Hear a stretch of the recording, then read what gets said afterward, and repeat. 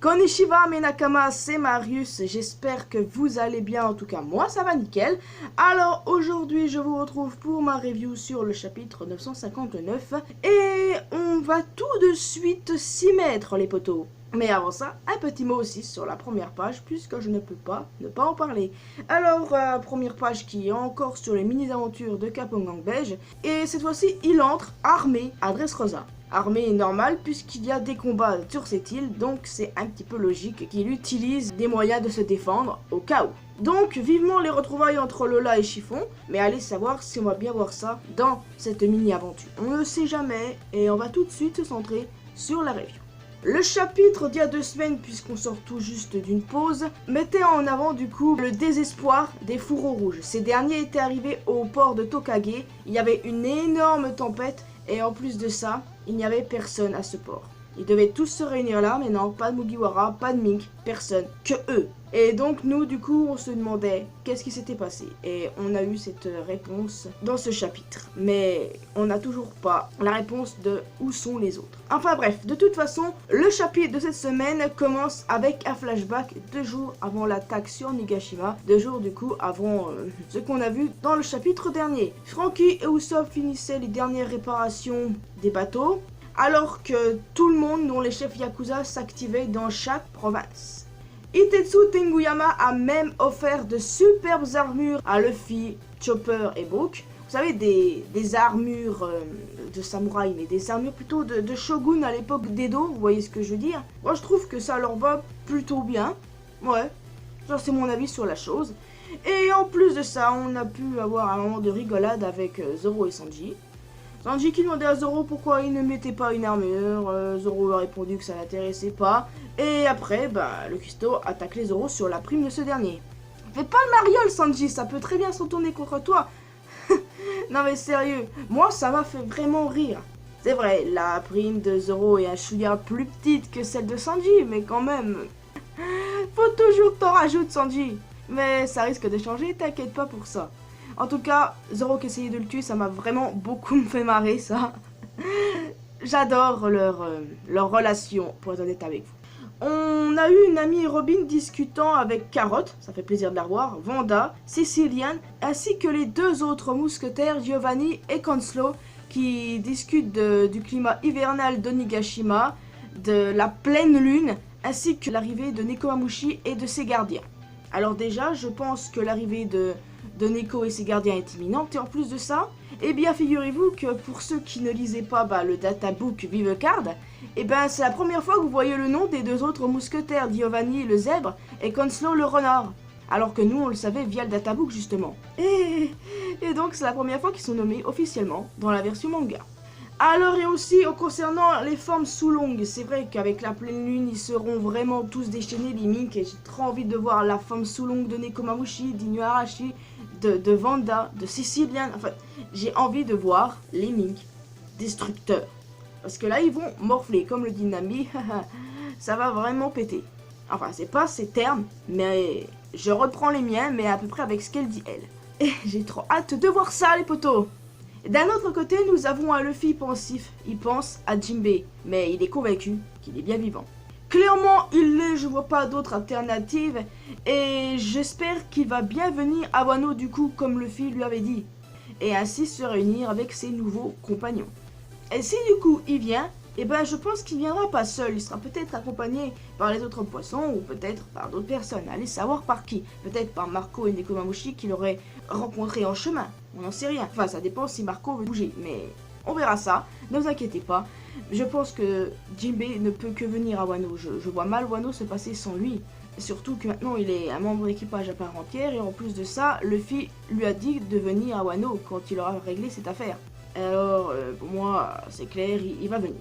Au village des bisous, les habitants font la fête, alors qu'au village Okobori, c'est tout autre chose, hein. Oldem a débarqué. Oui, je pensais qu'on ne reverrait plus ce type-là, Mais bon, je trouve Speed beaucoup plus intéressante que lui en tout cas. Alors du coup, Oldem est revenu, il est là pour les samouraïs du coup. Et Otsuru, la femme de Kinemon, veut l'emmener sur une fausse piste histoire de protéger les samouraïs. Et ce mensonge-là a valu l'incendie du village Kobore. Parce qu'en fait, ils ont préféré porter le chapeau, donc voilà. Et ça fait mal.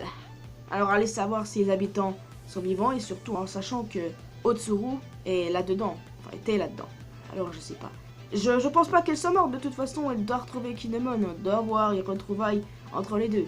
De toute façon, Otsuru est restée loyale à Kinemon pendant toutes ces années. Et ça, c'est beau. Ça nous montre vraiment qu'elle l'aime vraiment à mort, quoi. Alors, de plus, la veille du raid, des gifters Piaf, ont détruit le Sunny. Moi, j'étais en mode, hein? Quoi? Non, plus sérieusement, aucune chance que Sunny soit détruit. Réfléchissons un peu les poteaux. Aucune chance que notre Sunny soit détruit, n'est-ce pas? Peut-être que c'est un leurre, ou peut-être que finalement, Jinbei est venu et il a sauvé le bateau. Ouais, attends. Hein. Luffy parle de Jinbei, le bateau est détruit. Dans les chapitres à venir, il ne viendrait pas par hasard? Je vois bien un truc du genre. Ça ressemble à Bad End Musical, vous vous rappelez? Le fameux chapitre où le navire chantant pensait avoir bombardé le Sunny, alors que nous on est tous en mode mais non, c'est impossible qu'ils aient bombardé le Sunny, alors qu'en fait ils avaient bombardé le bateau de Fisher Tiger et pas le Sunny. Et du coup ça peut vouloir être une allusion à ça, du coup un truc genre Bad End Musical, et que ça nous laisse indécis sur le sort du Sunny. Mais de toute façon, nous qui sommes logiques, la destruction du Sunny est illogique pour de bonnes raisons. Déjà, c'est le rêve de Franky, et puis ils vont faire comment du coup pour pouvoir aller à Onigashima? Ça, c'est mon avis, je ne crois pas en la destruction du Sunny. Orochi a également fait détruire le pont entre Kibi et Eudon, celui entre Ringo et Akumai, ainsi que le port d'Itachi. Il est clairement déterminé à empêcher l'Alliance de mettre les pieds à Onigashima ou de contrecarrer ses plans, et aussi de détruire les fourreaux rouges. On est finalement revenu un court instant au présent, au port de Tokage, où les fourreaux rouges sont tout de même déterminés à se rendre sur Nigashima malgré le temps et que du coup qu'il n'y ait personne, et Momonosuke lui semble avoir perdu espoir alors que tout le monde est déterminé.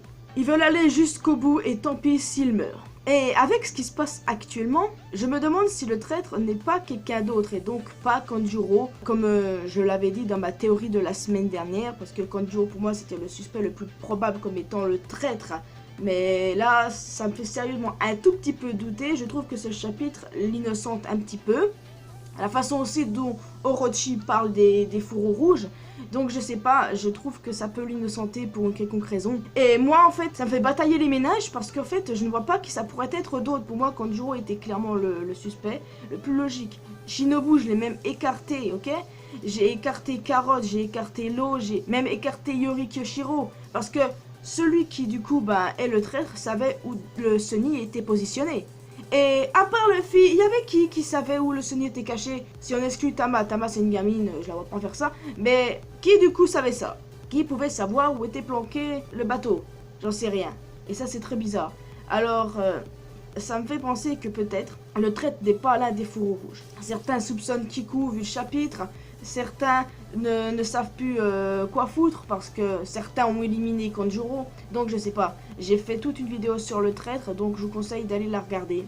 Mais là, je suis entre le fait qu'il soit traître ou pas. Je ne sais pas du tout. Ça innocente pas mal de personnes sur le coup et on verra bien. Enfin, le coup du traître, ce sera peut-être quelqu'un qu'on connaît et que ce sera un vrai coup pour nous. Enfin, on verra. Et on continue la review, hein. Même si on sait pourquoi tout est détruit, ça nous dit pas où sont tous les autres. Où sont les Mugiwara, où sont les pirates de Heart, où sont les Mink, tout ça. Ça nous dit pas où ils sont, quoi. Et honnêtement, je ne vois pas où ils pourraient être. Peut-être que du coup, ils sont allés à un autre port. Ou je ne sais pas. Je ne sais pas. Tiens, dites-le moi dans les commentaires parce que c'est peu dur à deviner. Et vous n'avez peut-être pas d'idée, tout comme moi, à l'heure actuelle. On ne saura pas maintenant ce qui est advenu de tous les autres vu que le chapitre se termine sur un début de flashback. Il y a de cela 39 ans et c'est sur Kozuki Oden. En effet les amis, nous avons un début de flashback sur Kozuki Oden. Oden qui ne semblait pas très apprécié et qui semble faire de l'exhibitionnisme. Ouais, On dirait peut-être que c'est un truc comme Santomaru. On verra. Et on est bien parti pour avoir un flashback sur Oden, oui. Et on l'attendait et du coup on verra enfin son visage. Ça me paraît que logique du coup qu'on ait enfin le visage d'Oden, qu'on ait un grand flashback sur lui pour nous expliquer toute sa vie, de comment il a formé les fourreaux rouges, tout ça, et que les autres soient aussi fidèles.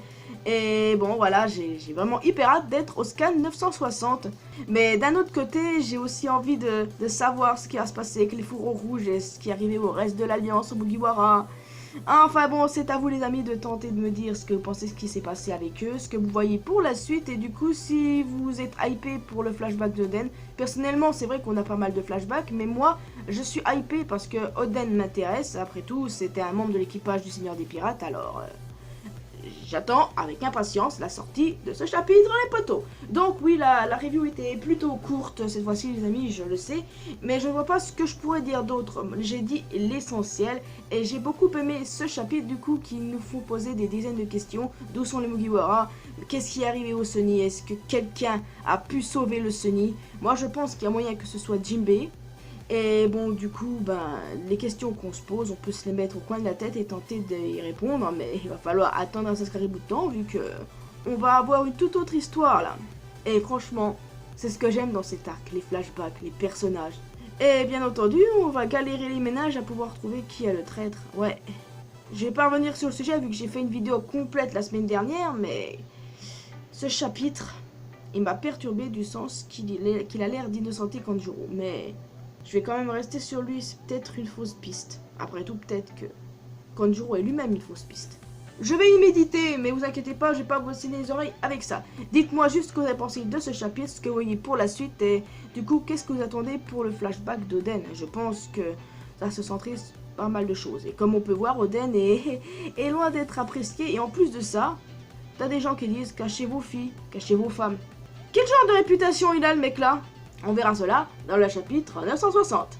En tout cas, moi les amis, je viens de terminer ma review. J'espère que vous l'avez apprécié. N'hésitez pas à laisser un petit pouce bleu, un petit commentaire. Abonnez-vous à cette chaîne si ce n'est pas encore fait pour être au courant de toutes les vidéos qui sortent sur cette chaîne. Également sur ma chaîne secondaire, les liens sont dans la description. De même pour mes réseaux sociaux comme Facebook et Twitter. Vous pouvez me retrouver sur Discord où on peut discuter de tout et de rien les amis, vous êtes les bienvenus. Et quant à moi, je vous retrouve dans une prochaine vidéo les potos. Gianni.